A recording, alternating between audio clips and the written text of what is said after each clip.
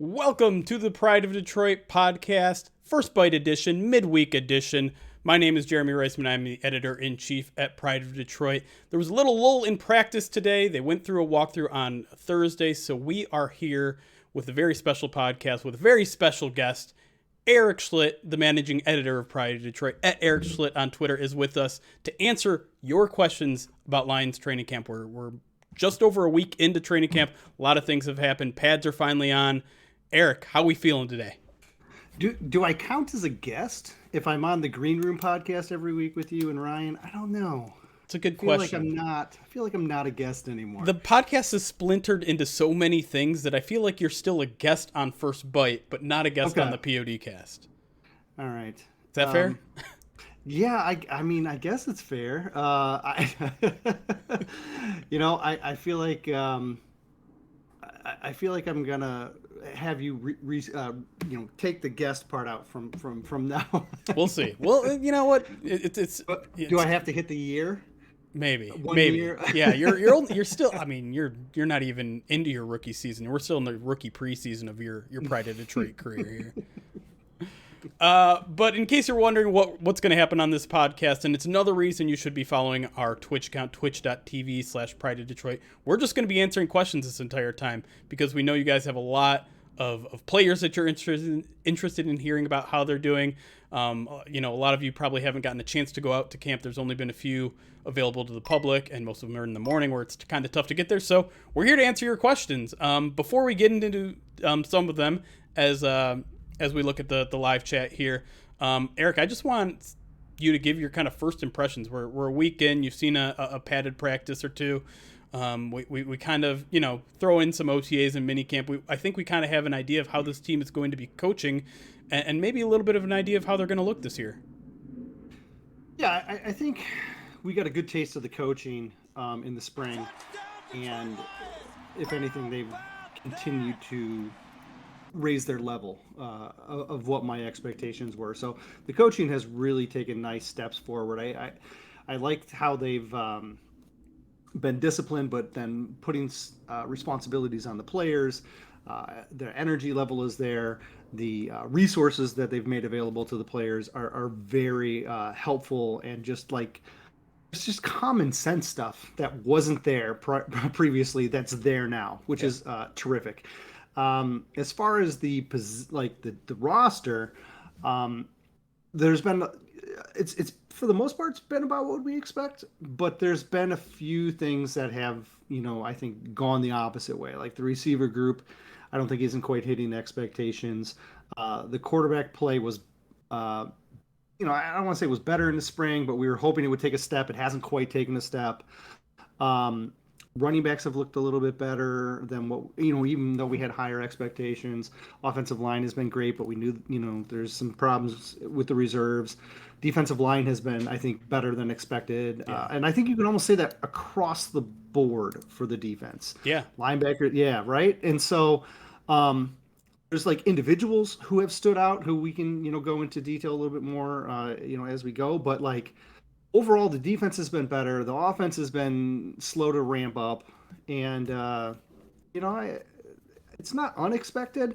I think we're just you grow accustomed to watching a certain style of play, right? Mm-hmm. And then when you see a corresponding player who doesn't quite have that same skill set, it throws you, and I think it takes a little bit to get used to, because when we went out there and we watched number 9 throw the ball, it was beautiful. You know what I mean? It was always a good throw.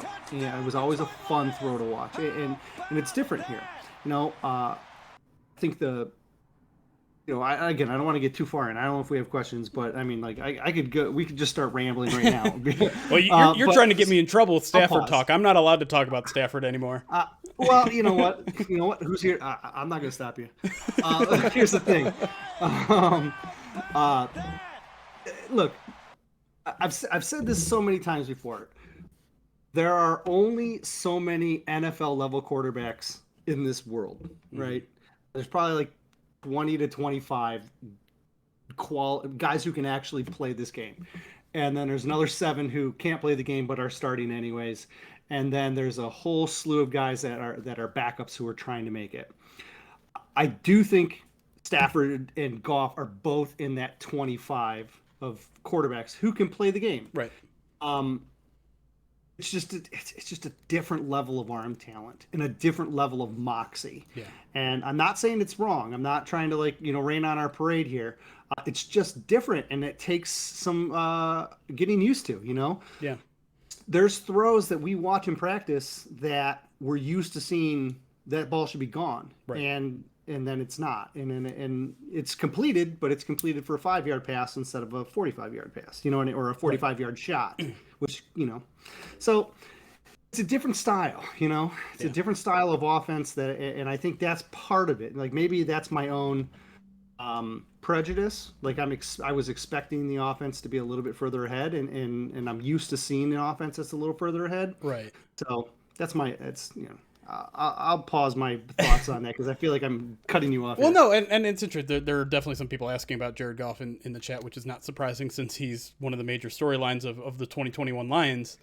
And, I think it's fair to say I've come away a little bit underwhelmed from him in camp thus far. I think you kind of said it perfectly. Like we expected them to be further along, I think, at this point, given what we saw at OTAs and minicamp, because he actually looked pretty good at minicamp at times.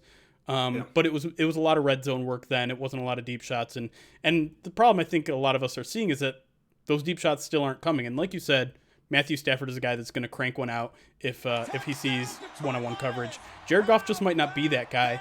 And Anthony Lynn made a couple interesting comments today talking about the deep ball and saying, like, I'm okay with him just taking what the defense is giving him.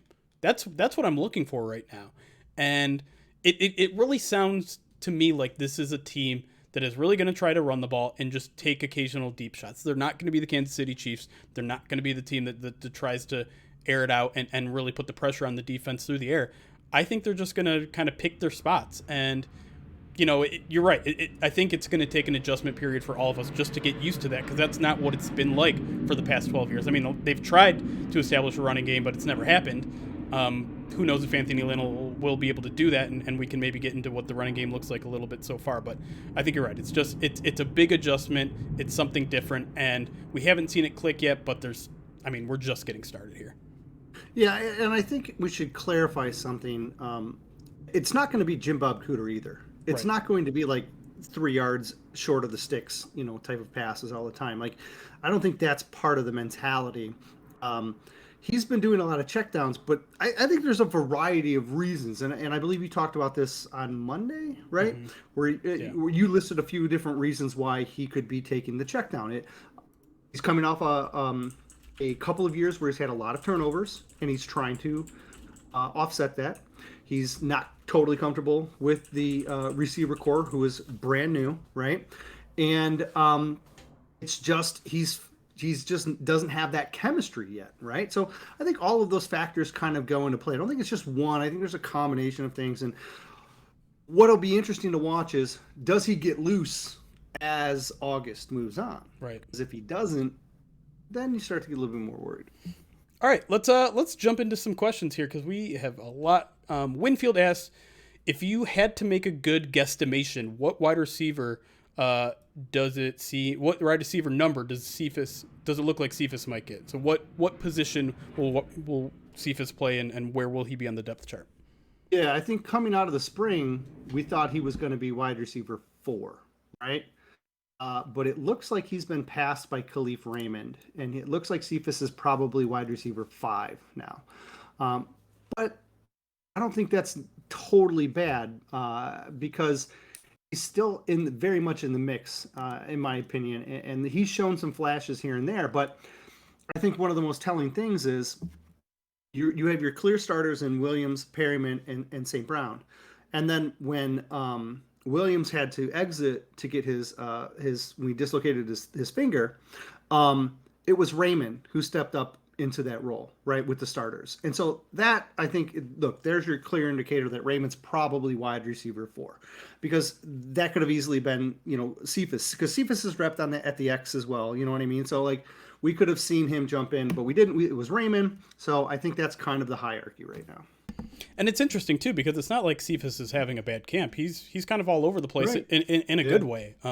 He's a guy that he caught that deep ball from Boyle, I think, which is something we haven't seen a lot out of him yet. Is the deep ball. And I think what's interesting to me is they're really using a lot of their guys as both inside and outside guys. Khalif is an inside-outside guy. Amon-Ra is an inside-outside guy. Cephas is, so is Victor Bolden. Like, all these guys are bringing some versatility, and all of them bring something a little bit different, too. So you got speedy guys like Khalif Raymond, and you got a speedy guy in Victor Bolden, but, we're giving Cephas, wide receiver 4, wide receiver 5, whatever designation, but I think they might play these guys based on matchups, because they bring something so different. Yeah, look, we've seen them play matchup game on defense already. Yeah. With Melifonwu specifically. And so I absolutely think that they're going to play a little matchup on offense as well. You play a team with smaller corners, you go after them with some bigger receivers. You don't have the shifty guys, then Raymond is the guy that you're going to throw in there a lot more. Tyrell Williams can play in the slot too. I think Perryman's the only one they haven't really featured inside that's stood out anyways. Right.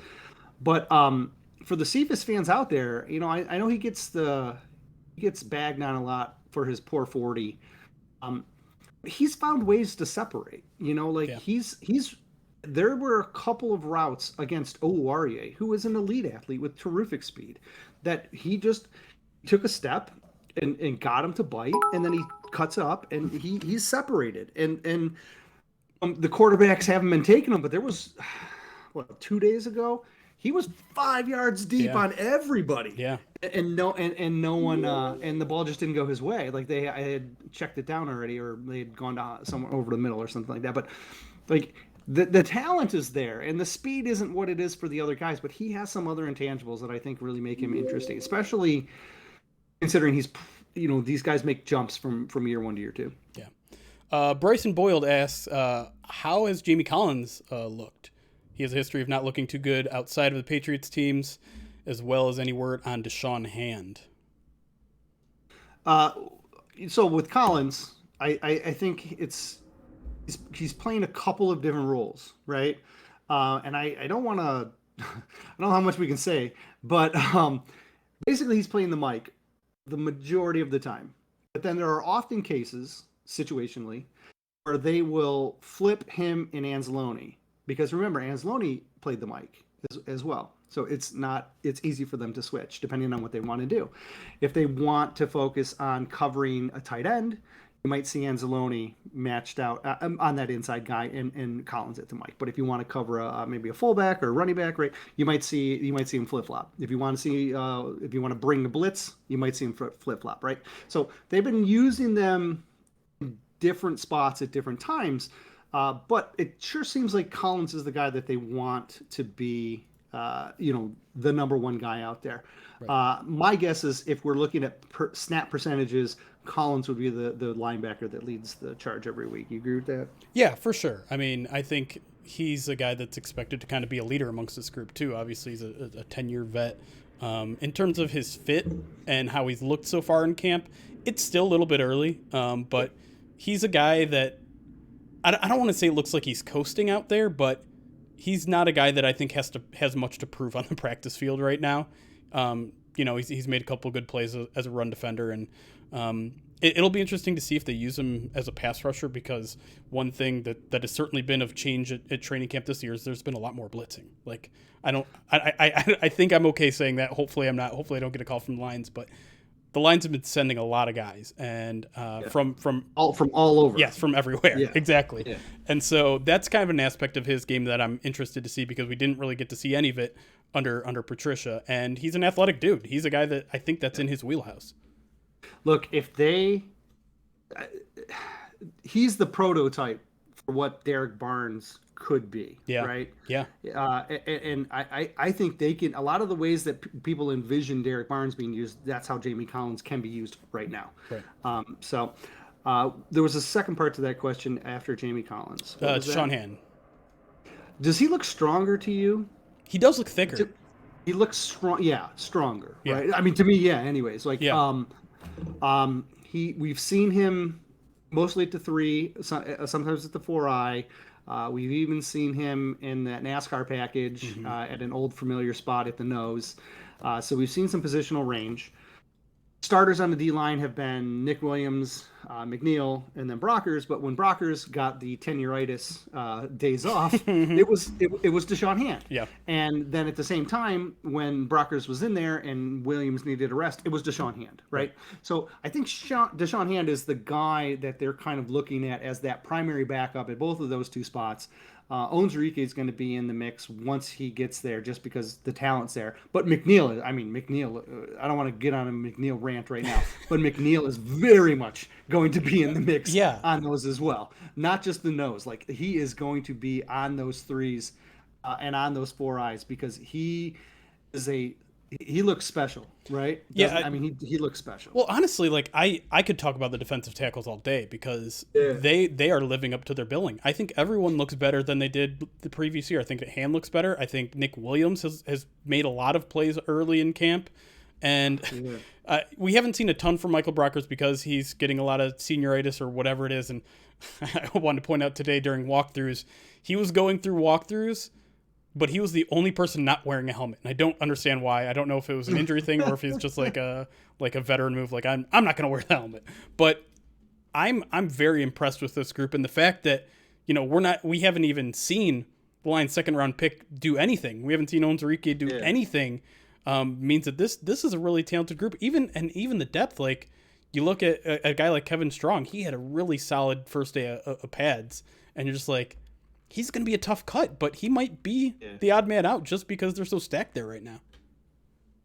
He still has that first step, and he looks stronger as well. A lot of the returning defensive linemen look stronger. Almost across the board on the defense, you hear these guys saying, yeah, I dropped 10 pounds and I'm stronger, and I've got more muscle. Because they all look thinner, and they all have dropped weight, but they all have been stout. Right, so it's kind of crazy. The linebackers drop, the amount of weight the linebackers have dropped is really lunacy. But look, they've been pushing Cornell in the mix as well, and I think Cornell's got his lunch handed to him a few too many times. I think Strong's look better, but they're not giving up on him. And with that suspension, he's going to get a little bit extra time, and who knows what he can do behind closed doors once the season starts. Next question comes from D. Hargis 54. He says, biggest surprise on offense and defense. It can be good or bad. But I want to jump in here first, and since we're already on the topic, my biggest surprise is how quickly Aleem McNeil has looked like he's belonged. Like, he and Frank Ragnow are like, take your pick on each rep. Like, Ragnow's looked good. Don't get me wrong, and put anyone else against Ragnow, he's great. But that's way more of an even matchup than I expected it to be. And listen, I'm not a huge draft guy, so when the Lions pick a nose tackle in the third, I'm scratching my head a little bit. But Aleem McNeil, like, you called it from the get-go. Like, you thought he was going to start from day one. He has, and the fact that he has started from day one at nose and looked like everyone said, he's more than a nose tackle, because he's knifing in the backfield. He's got that quick first step. He's twinkle toes. He's whatever you want to call him. He's doing spin moves. He's doing spin moves out there at nose, and it's crazy to me. And like, I don't get my hopes too high for a rookie defensive lineman, but we're going to see a heck of a lot of him this year. And if he stays healthy, like, I think he can really, really make a noticeable difference. Yeah, like, it might not be long before he's DT3. You know what I mean? Like, at the outside, at the 4 and the 3. You know what I mean? He might be at the top reserve at those spots. He's looked that good. What's crazy is that some of these guys that have been injured or on a list, right, or whatever, not been able to practice, they have been getting left behind. Like, it seems like almost every guy that was on a list that couldn't start the season, someone else has taken that opportunity to step up in their place.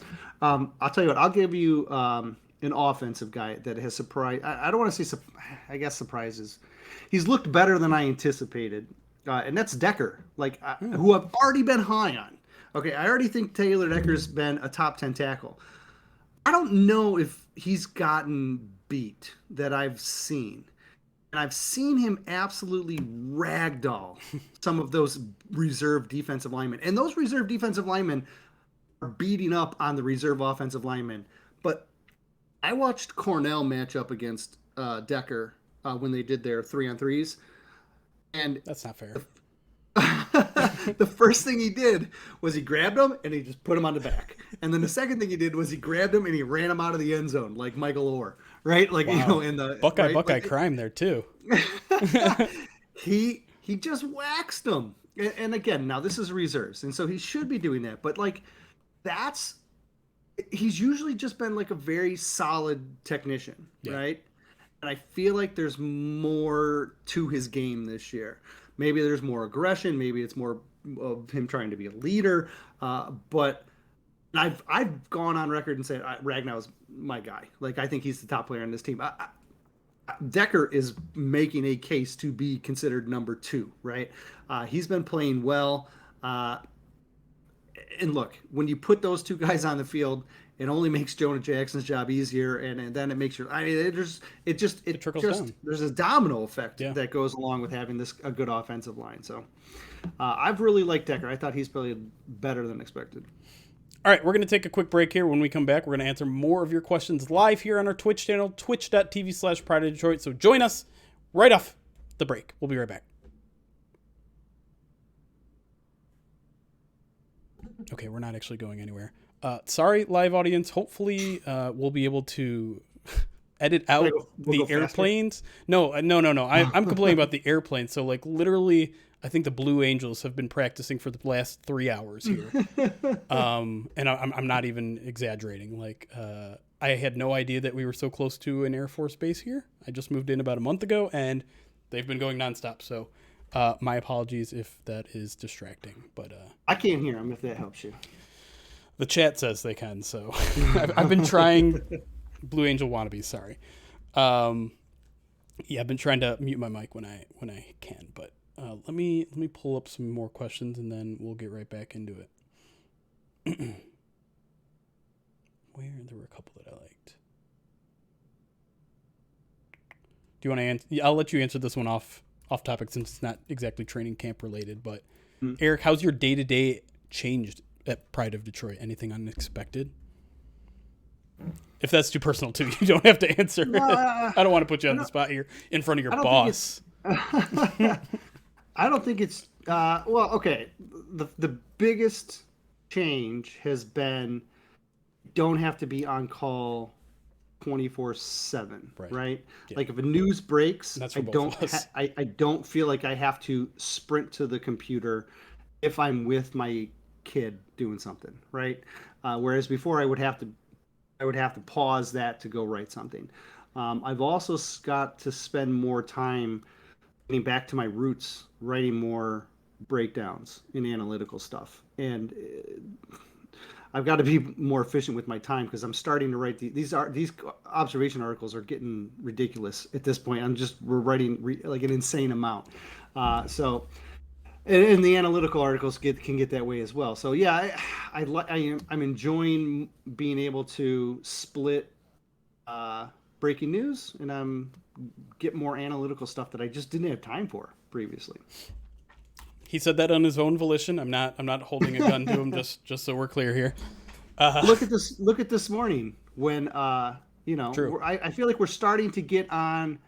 Like we've known each other long enough time. We've been on the same page on a lot of things. But like even this morning, like I was already 90% of the way done with the Evan Brown thing, right? Yeah. When you were like, "Oh, I'm trying to do this," and I was like, "I already got you." You know what I mean? Like we got both articles out a lot faster than I think what would have happened when we were on separate organizations. True.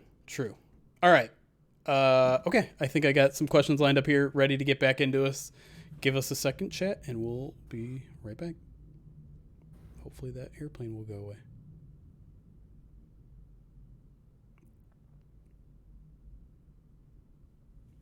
And welcome back to First Bite, our midweek podcast, here with Eric Schlitt, talking about Lions training camp. We're a week in, taking live questions here on our Twitch channel, twitch.tv/Pride of Detroit. Next question comes from The Chicken Shop asks, are you buying into the Okuda talk? Do you buy that he still has a chance of being a legit cornerback one?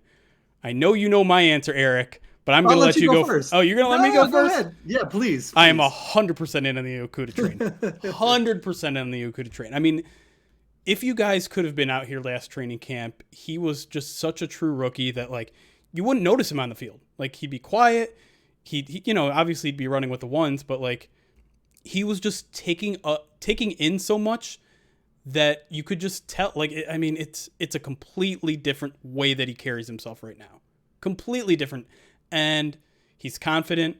He's having fun. He's making plays. Like, I don't think he has a pick yet, but he's broken up a handful of passes, and he hasn't really been out of position yet. I think on really anything he got.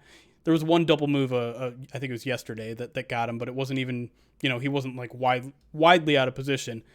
And I don't know. You listen to the guy talk. You listen to the way coaches talk about him and the way he talks about coaches. It feels like he's in the right place at the right time right now. I really think he's going to turn it on right away. And I think from there, he's only going to get better because that guy, I don't think you can find a guy more motivated to get better on that practice field. Yeah, I think the swagger is the most noticeable. For sure. And that comes with the confidence that he has. He's such an aggressive learner. You know what I mean? Yeah. Like, if we look back, I don't want to tangent off too much here, but if you remember when the Patriots were in town for joint practices, when the Patriots were on the field and Tom Brady would he'd go through his motions and then they'd swap roles and the Lions offense would be on the field. Well, Brady, every time that Brady left the field, he went over with a staff member of the Patriots. He worked on his throwing motion, it was, he just consistency. He never stopped working at any point during that practice. And you see similar things in some of these Lions guys. And I'm not trying to, compare him to Brady, but I'm saying that there's that mentality of, I need to get better. I need to learn. I need to be perfect. And repetition creates muscle memory and all this other stuff, right? So he's constantly working, whether it's working with Aubrey Pleasant every single special teams period, or he's going over and he's checking the video board, or he's talking to the younger players and trying to help them along. He just seems to have total control over his environment right now. His confidence is there and he's utilizing it, and he seems very,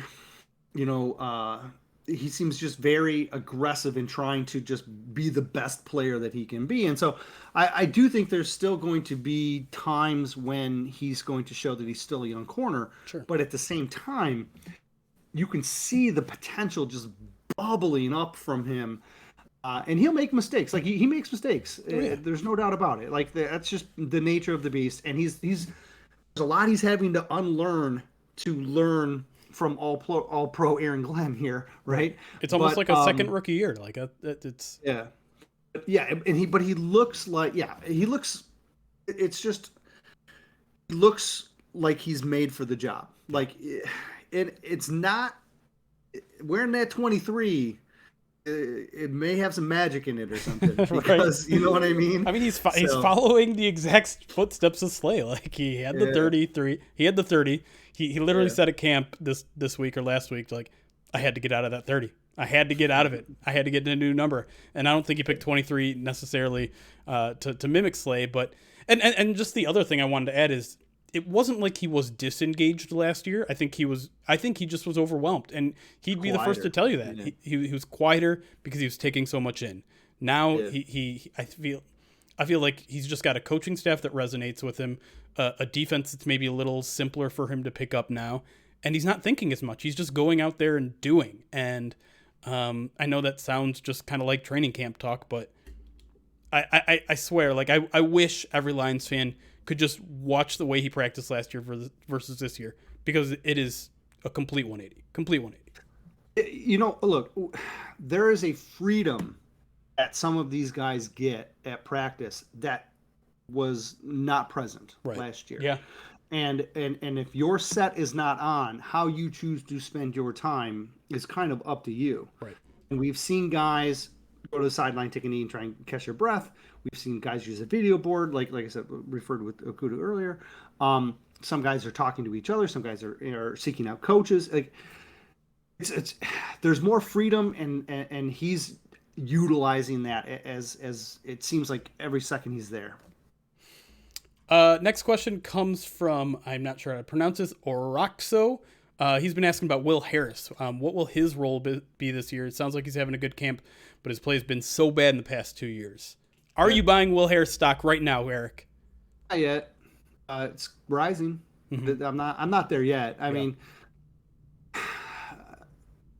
he looks better. He's playing smoother. He's playing faster. He's playing more athletic. Like he's a better athlete than I think we give him credit for, and he's playing with a smaller field, right? That's part of the split safety look. So he's got a smaller coverage area, smaller responsibilities. He's playing faster, and so all of those things are translating to some success. At the same time, there are still mistakes, and there are mistakes that are obvious. And there are mistakes that are only obvious to the coaches who are calling the plays. He was called out by the coaching staff on a certain play that I'm not going to get into details on it, but it was a simple mistake. He was supposed to be in one spot, and he was 6 inches the wrong way. And because he was in the wrong spot, it created a problem for the player behind him, right? And so those are correctable things, but there's still mistakes that are being made. But I'm more encouraged, I guess, than I would have been if I would have thought the Will Harris of last year was going to be the guy starting. I want to go back to Okuda a second because Jay Pice asked, we've heard so much about Okuda's change in mindset, but how does his play actually look? Is he winning his matchups? I feel like he should be owning opponents in drills due to our lack of wide receiver talent. And to answer that, I would say mostly, yeah.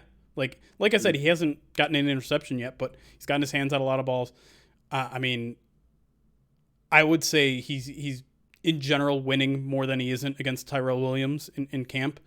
But like Eric said, like the mistakes are here and there. I thought it was really entertaining to watch him go up against Amon-Ra St. Brown for 3 reps out of like 10, and we just wrote a neat story on that, and it was kind of even there, and I know some people might hear that and be like, "Ooh, Jeff Okuda with even reps against a 4th-round rookie. That's scary." But it wasn't like he was getting beat deep. It was a lot of like out routes and stuff between like 5 and 15 routes, and Okuda was there. Like he just it's not even being a full step behind. It's almost like he's a half step behind on some of these, and it's only going to be a matter of time to me that he closes that gap and starts really getting his hands on the ball. Yeah, I was going to say there's not much yak against him. Right. Like very, very rarely. And we've seen him stand guys up at the goal line. St. Brown caught one.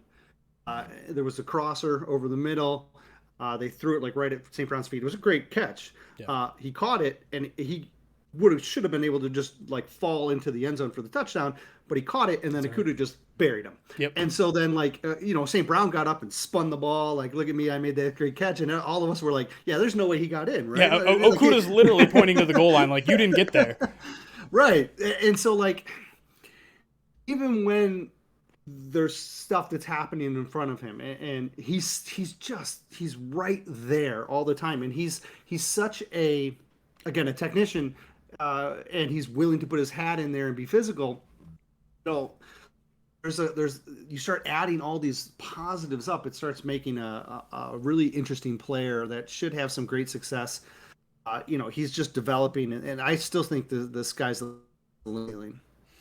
Next question comes from Croman. He asks, who's your guy who you think might be on the outside looking in that you'd really like to see make the team? That's a good one. Do you have a guy off the top of your head? Let me see if I can get. I'm thinking about maybe the linebacking core because there's a lot of interesting prospects there that have made a lot of plays. Like Anthony Pittman is a guy who had a really good camp up until yesterday, which I think he struggled a bit in coverage there. Dion Hamilton is another one who, I don't know, he might already be on the inside, to be honest. Like he's having a heck of a camp. He may bounce Reeves-Maybin, right? Yeah. Because Reeves-Maybin's not here. Right. Plain and simple.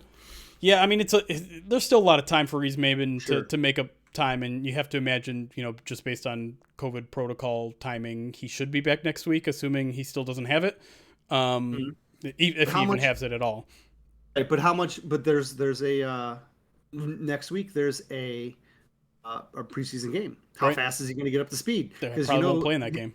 Hamilton's going to be ahead of him in that game, Yep. and so when you only have 3 games and you miss one of them, like Yeah. that's not going to look great, right? True. And then if they start using the starters a lot more in game 2, well, he's not going to get on the field as much in game 2 anyway. So like, there's a hill Yeah. for Reeves Maben to climb here, and while his special teams is excellent, my guy that I'm going to pick here, Bobby Price, is almost he looks like he's as close to a roster lock as CJ Moore at this point. Now we'll see what happens, and if they don't want to keep 5 safeties, then it could be a little harder. But Bobby Price is almost as big as Reeves Maben. You know what I mean? Like, Yeah. he is, and he's super athletic, and he has just been a dynamic player on special teams. First one, he's the first gunner. Him and Mike Ford, first 2 gunners to take reps every time. When they are running down the field to try and tackle the guys on kickoff, he's the first one to engage that return man, like every time, right? There's a combination of things in his athleticism. He's really setting himself up. And so if you're looking at your roster, you're like, I want to keep 5 linebackers and I want to keep 5 safeties. And Dion Hamilton is outplaying Reeves Maben on the field. And then Bobby Price is equal or maybe ahead of Reeves Maben in special teams.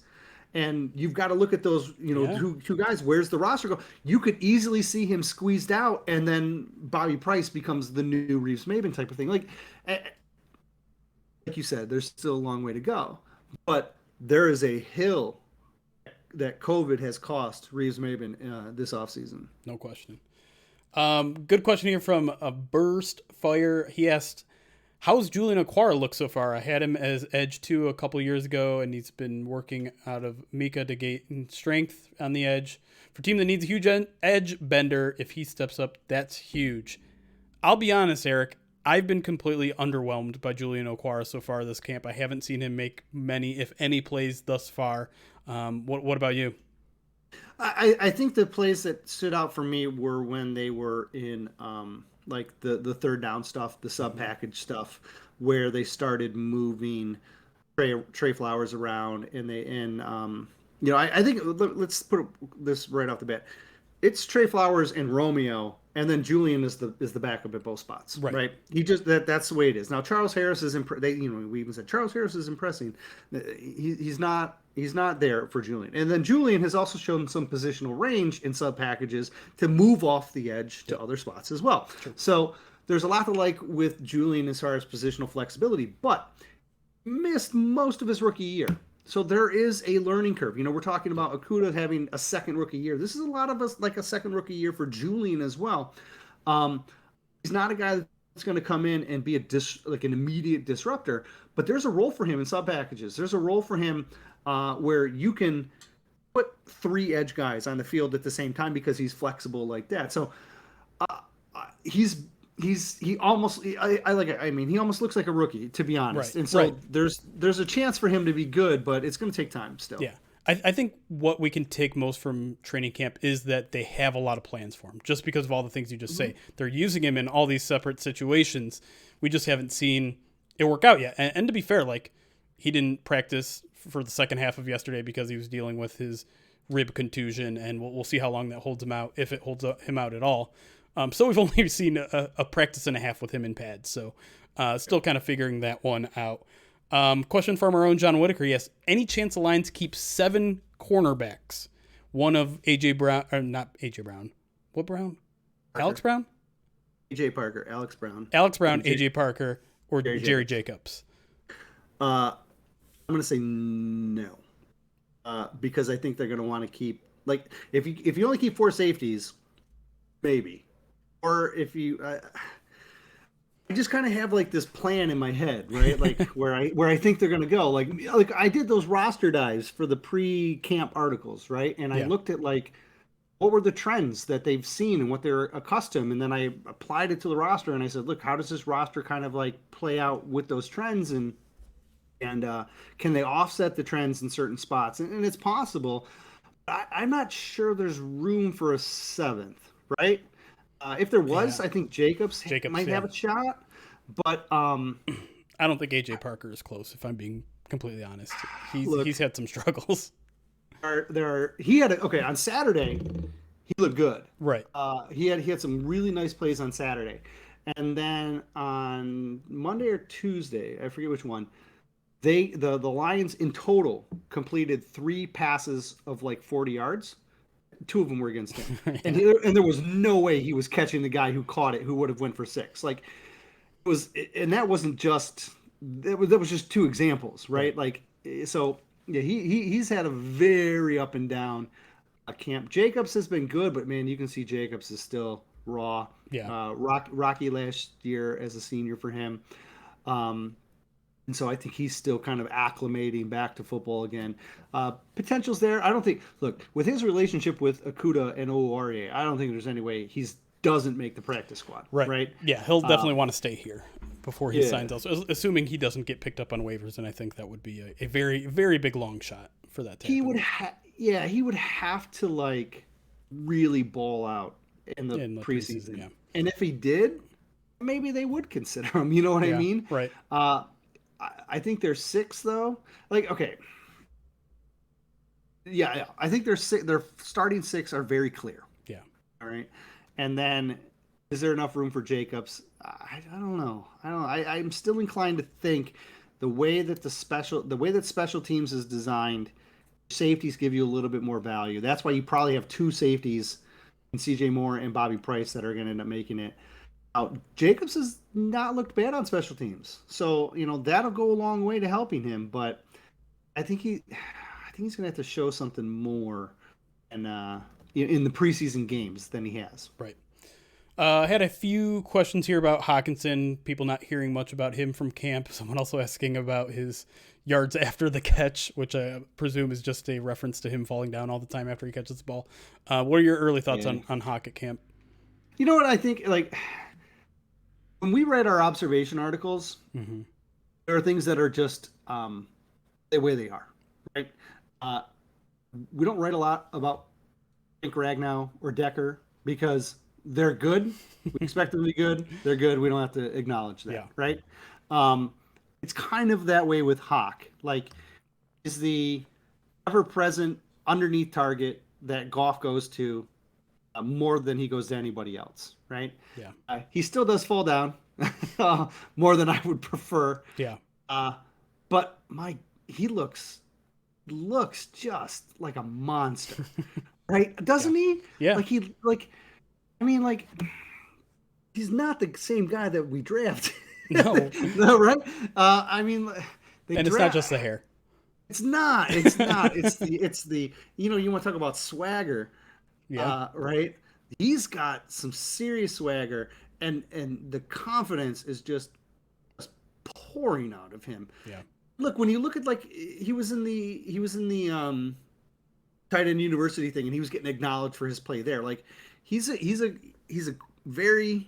to be a very, very big part of this offseason. And I think we haven't acknowledged him just because we expect him to be good. So there's no reason to yeah, and it's just the way it is. I feel like we wrote all those stories in the spring too, because we saw it then. We saw the connection with Jared Goff there, and that sort of stuff is continuing. By the way, they're continuing to be hip to hip when they're not practicing. Like they're talking to each other all the time. They're spending extra time after practice together.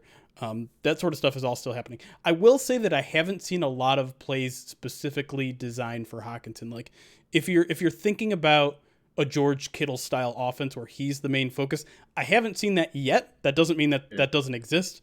There's a really good potential that they're hiding a lot of stuff from us, and they're still pretty early in the install. So I would say that, but tight ends are going to catch a lot of balls this year. I will say that.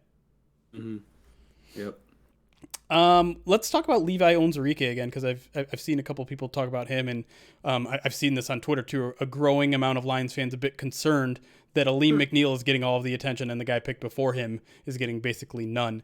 So are you at all concerned? I mean, obviously injury plays a part into this. We haven't seen Levi in pads at all, but is there any concern to you that like we're talking about all these other defensive tackles and Levi might be like third team at this point? Is that an issue?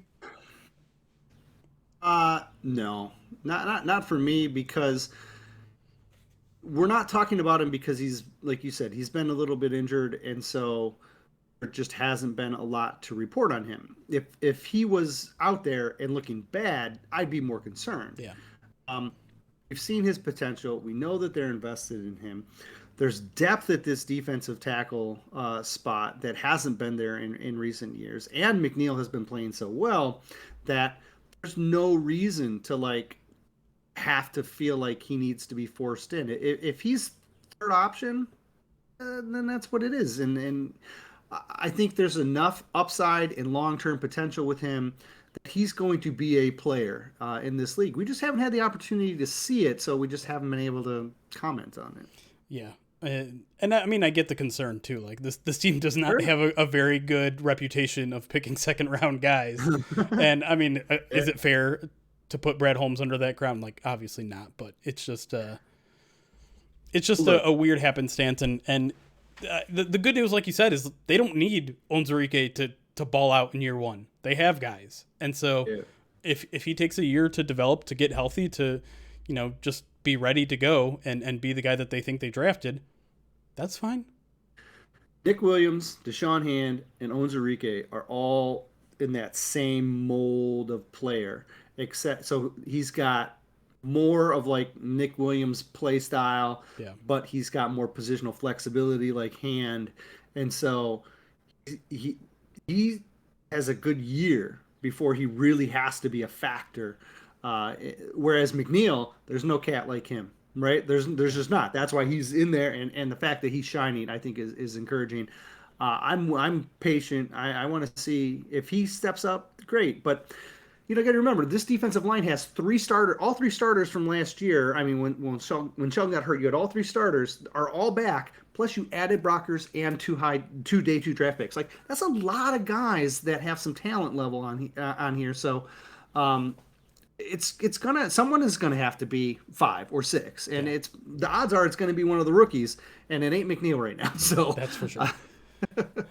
All right, we're gonna close things up here in a second for the podcast. We might do a little overtime for our live audience here, but let's I hate to end on a down note here, but it is an interesting question, and sometimes we can be a little too blue tinted glasses type of thing during training camp. He says.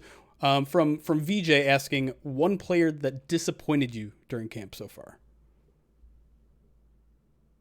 I mean, the whole receiver group as a whole has kind of disappointed me. Yeah. The starters, like the Perryman Williams combo, I was expecting to be a little bit further along.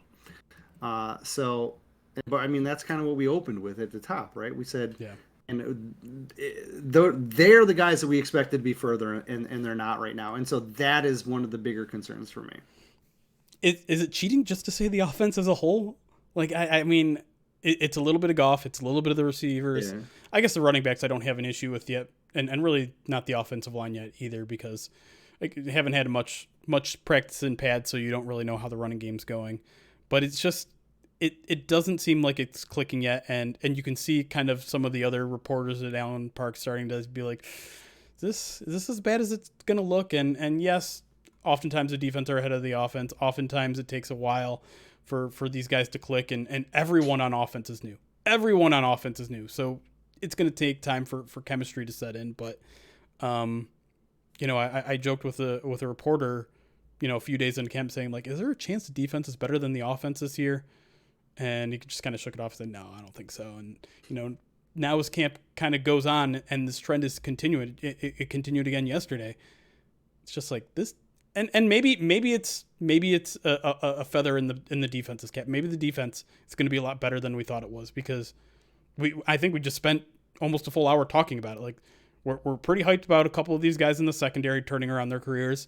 The defensive line looks pretty legit, and there are some surprises that we've seen so far amongst the linebacking core too. So Maybe the defense is better than we think it is, but to me, I'm just concerned about the offense, and I don't think that fear in me is really going to be settled until I see the running game, and so it might take a preseason game or two to really see the entire picture with the offense. Yeah, it's vanilla too, right? Like Yeah. everything's vanilla. So you're if you want some hope to come out of this conversation, it's that things should get better as things start opening up, and then we should start seeing some of the results that we were expecting to see a little earlier. All right, that will do it for our midweek podcast First Bite. Thanks to Eric Schlitt, our, co-host for this podcast. If you haven't already, make sure you're following him at Eric Schlitt. That's Eric with a K. Always got to remind the people, SCHLITT. My name is Jeremy Reisman, the editor-in-chief of Pride of Detroit. Find me at Detroit Online. Until next time, thanks for joining us. It's chaos. Be kind. All right, I have 5 minutes to stick around and answer more questions if you guys have more questions. It can be about anything at this point since we're off the podcast and just kind of relaxing. Hi, Alex Reno. Thanks for stopping by. I know you can't ever make it on the podcast, but in the podcast crowd, that's a second place, I guess.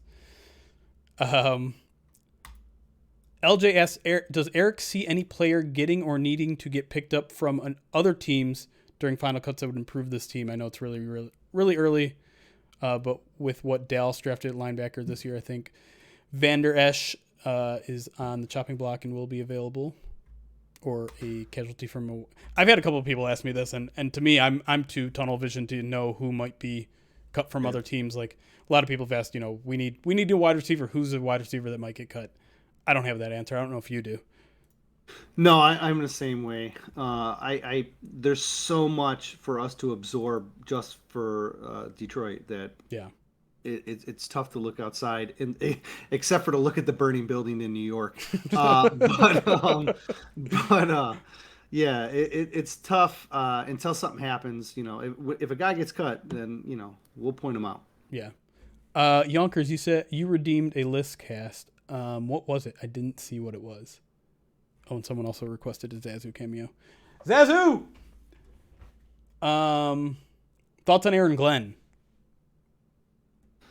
And he has embraced the city, huh? I mean, every day he's wearing a different Detroit shirt. He's got custom-made 313 shirts, a Detroit versus everybody shirt. He is very much embraced the city, but he's also like, okay. So I'm standing next to you when he's at the podium. I'm trying to forget Jerry's. Yeah. I'm listening to you. I'm listening to you. All right. You're standing next to me at the podium. And I know what you're trying to do. You're trying to you got to ask a question for the AP. Yep. Right? Yep. And so you ask the question, how much do you have goals? Do you have stats that you're trying to achieve? And he lectured you.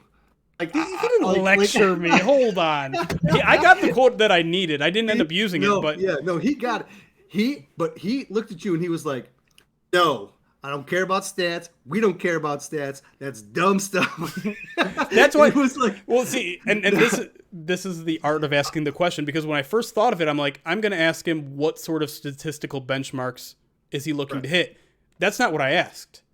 I asked, are you the kind of coach that cares about that has statistical benchmarks? Because I thought his answer might be no. Right. Well, he looked at you and it was so stern that I felt like I was a high school kid and I was like sliding behind you so that he wouldn't call on me next, because I was like, whoa, all right. And that was the last question. And he walked off and I was like, well, that was a fun little tense moment. And I know he was just trying to like make a point. Right. And I know you had to ask the question for your piece and I knew it was coming. But yeah, he was very adamant, and I think that carries over, right? Yeah. See it's a swagger. It's it's an attitude. And he's like, you see it when he goes to the positions, like he's with them and he's adamant about how things get done. He'll pull aside, he'll coach him up. Like he's very intense, and I'm very impressed with him. And we'll see how long he sticks, because he's got that HC potential down the road, I think, for sure. Who has impressed you more, him or Aubrey Pleasant? because I'm kind of in love with both of them right now. I'm not gonna lie. Do I have to split them? You know what I mean? Like, I don't know. Pleasant. The thing you have to love about Pleasant is that his energy is like through the roof, but he doesn't quit. Like the reason Akuda can constantly do all the work that he does is because Pleasant doesn't quit either. Like it's if you're a player and your coach is like, taking a potty break during special teams, then, you're going to talk to your linebacker buddies. Oh, I didn't mean that. And, but like, I don't know. I'm just teasing them. But Pleasant does not stop. And I think that is the thing that's been most impressed about him is he just goes from guy to guy to guy, and he does the workouts with them. Like both of them have really stood out to me. This is going to be the final and perhaps the most important question from Krolik asks, Eric, how's your finger doing? It hurts still a little bit. They moved the it's, I think I'm using it too much. You know what I mean? Is this your way of saying I'm overworking you? No. That's my look. I'm tasked with writing an observations article. It's not your fault. I write 2,000 words. But after I wrote the 2,000 words, because I can't use the pinky for that a whole lot, I had nerve tingling, and it goes all the way up, right? It goes all the way up into your armpit. Oh, for like 2 hours, like my whole underarm, and this is what I do. I sacrifice for the people, right? Yeah. Right. But you know what? I get MRI Monday, and we'll see how bad it is. Hopefully, it's not something that'll keep me too long. Sorry about the list cast, Yonkers. We'll have to get to that next time. I did have John refund you, or John did it on his own. But I did not show Zazu. There he is on my bed. He's tired and hot, so he doesn't want to come over here, but there he is. All right. Thanks everybody for joining us. I already have a raid lined up for you guys. It's a guy that we actually talked a lot about at camp. Our good friend Graham Glasgow is streaming. Let's go check in on him and see what he's doing. Is that working? Okay, cool. So for the rest of the week, just so you know, we have on the podcast feed soon. I think this is going to come first on the podcast feed. So if you missed anything, it'll be up there tomorrow. Then we'll have the scraps from the podcast come next after that. Our betting podcast, One Leg at a Time, should be shortly after that. Then we'll get right back into the PODcast on Monday. We'll do a preview podcast for the first preseason game, which is now just over a week away. There's a preseason game tonight, which I almost forgot about, which is crazy. So make sure you're subscribed to us on all the podcast platforms. But until then, thanks for joining us, everybody. We'll see you soon.